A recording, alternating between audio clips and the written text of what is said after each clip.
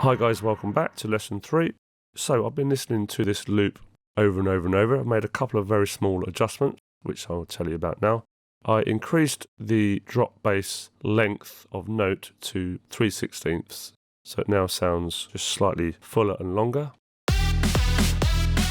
I'll just turn off the main lead riff.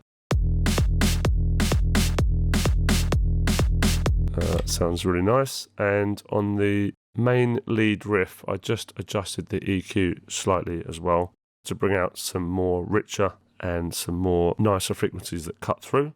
So we've got a little boost at 814 Hz, 1.4 kilohertz, and a little bit at 3.5 kilohertz. So before the EQ and after, just cuts it through a little bit more. So in this lesson, I'm actually going to bring in a couple of impacts, effects and crashes and things like that, which I wouldn't normally do until the very last stages of a tune. But I want this drop to sound really energetic before we actually move on to some of the other sections. So I'm not going to add a reverb plugin to every single effects channel. We're probably going to have 10 or 15 effects channels with risers, white noise, fillers and all sorts of things going on. What we want to do is add an effects channel. So I'm just going to right click, add effect track, and I'm going to add a long reverb effects channel and a medium reverb effects channel, and we're going to use the sends on the channels. I'll show you that later on. That way we only use one reverb plugin, or two in this case, rather than 15 or 20.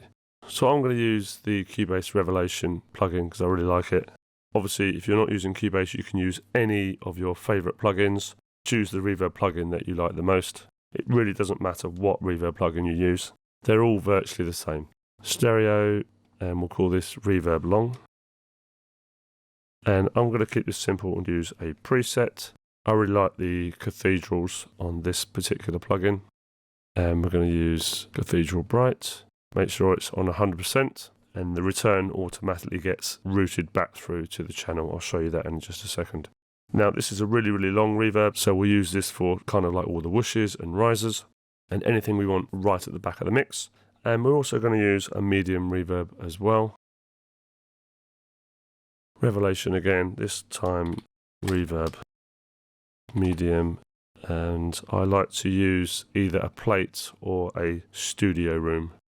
I think we'll use plate on this occasion, plate reverb. So it's a much shorter reverb, still on 100% mix, and these are our two effects channels. I don't know why, but I always have them orange.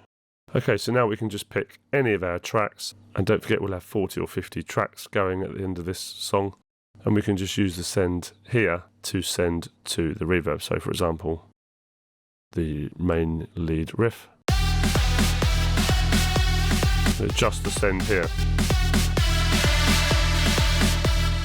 Okay, so it just makes it easy. So we'll do that on the effects that I'm about to bring in. We'll also maybe do a bit on the snare as well. Let's do that now. So on the snare, we don't want a long reverb. Medium will do. So that it's going to be way too much because it's on full at the moment.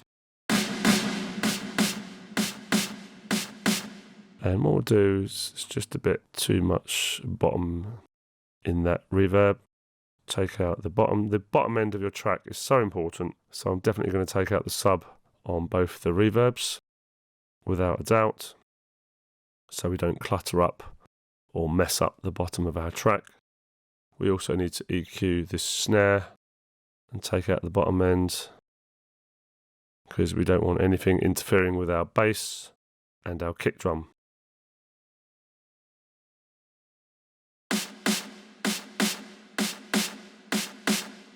Have it there if you want, but it's just too much.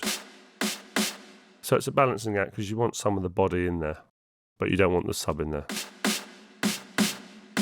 Like that. Probably something around there. And the medium reverb, we can adjust the send level here.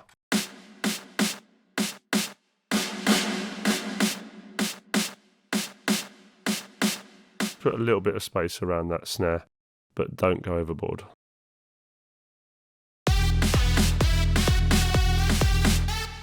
So let's bring in a crash, and I used Crash 11 from Club Tools 1.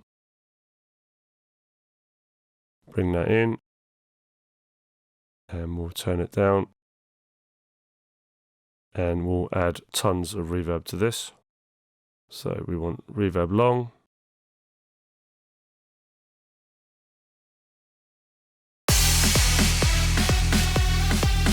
Just turn it down.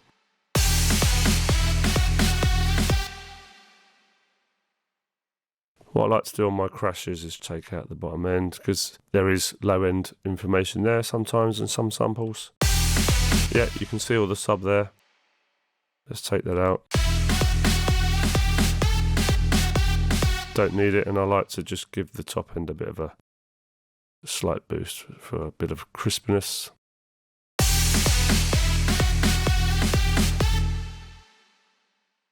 And sometimes you want the crash to sort of go on a bit longer.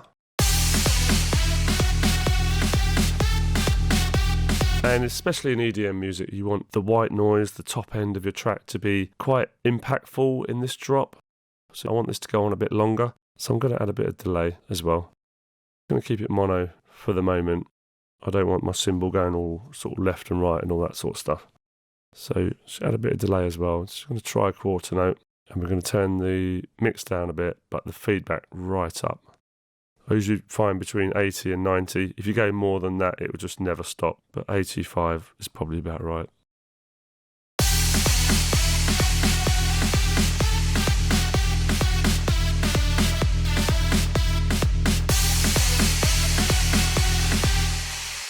So you can hear that repeating. Let's solo that.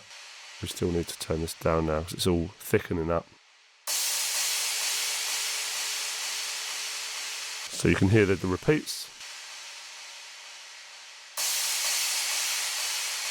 And let's put that into the mix.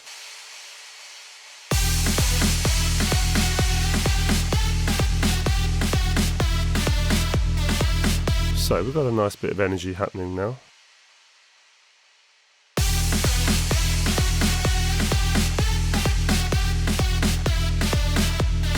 Bringing that down because it's still a little bit over the top. I'm going to try another one here. Impact 04, also from Club Tools 1.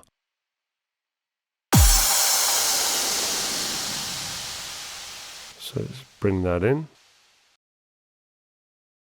We'll bring the volume right down. We're going to give this a bit of a boost in the low end. I don't want number 1 because that's a shelf. So we'll just turn that off and click over here and get number 2, and we'll just give this a bit of boost in the low end. Solo that. Okay, we'll turn it up. So without that EQ, the thud is just not quite there. It's actually okay, it's not too bad, but let's play it with the thud, or with the EQ rather. Just adds a bit more. Actually go a touch more on that as well. And let's add a bit of reverb. So this is without the reverb.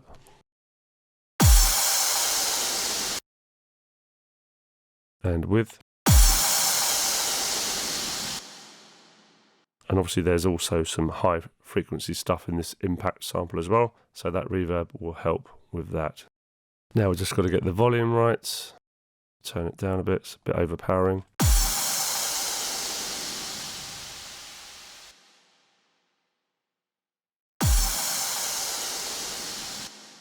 And without the solo.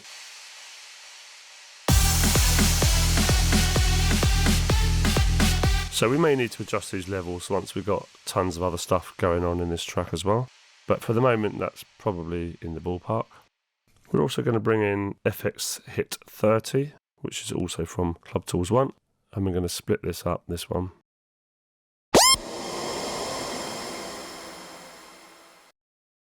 So this has got a big sort of yelp at the start, a scream or something, and then a load of reverb sort of afters. So we're actually going to split this, and we're going to use all of it, but I just want to split it. Split it about there. And we're going to use this whop, for want of a better word, before when the drop hits. There'll be some other sounds in here as well to accompany it. but we're going to have a whop just before it hits. We may use this after bit here as well. Let's bring the timing of this after bit up a little bit. Let's get our volumes right, or in the ballpark at least, and let's put some reverb on both. So probably start off with about halfway on both channels.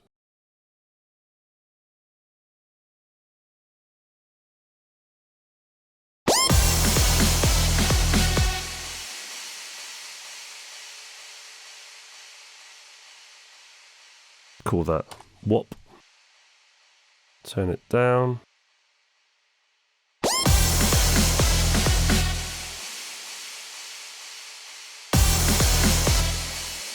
We will take out the bottom end of that after noise.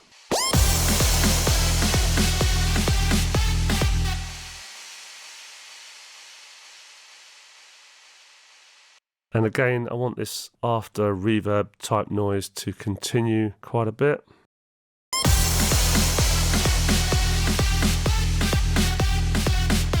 Because like I say, top end noise throughout your lead or drop is really quite impactful and gives it a lot more energy. I do think it's a bit loud though. So let's add a bit of delay. This time we'll use stereo delay. So we've got the crash down the middle and the effects hits will be sort of going left and right. And you have to have these parameters here, the delay times, they have to be different, otherwise you won't get any stereo effect at all. So quarter note and eighth note, probably around 40-45% mix. And again, we're going to have this going on for a long time, so 89, 87, somewhere around about there. Bring the filter up a little bit. So taking out the low end a bit more.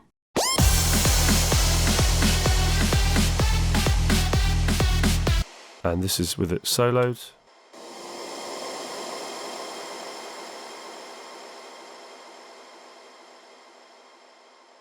And it goes on quite a long time. So let's have a listen to the whole thing.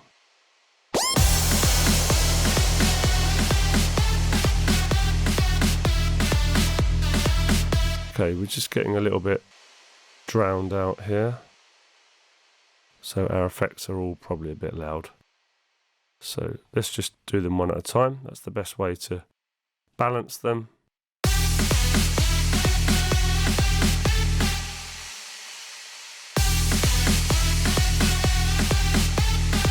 So that crash is about right. Let's check the impact. Probably a bit loud. You see, when these all start adding together, they're obviously going to be too loud. Let's check our FX hit as well.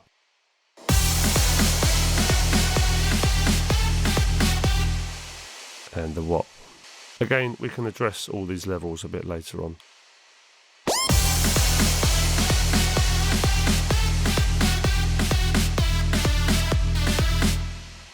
When we've got more stuff in. Bring them all down a tiny bit. So, what a difference we've made already. So this is without any of the effects.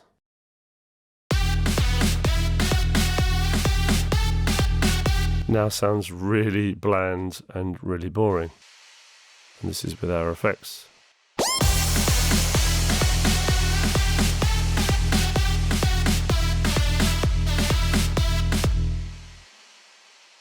So just going to quickly turn these green, like my effects green. And we're going to be bringing in loads more effects and loads more drums, percussion and build-ups, breakdowns and lead layers. In fact, all the lead layers I think we're going to do in the next lesson. So you can see how we can beef this up. Because it's still a little bit thin at the moment. It's not really cutting through this lead.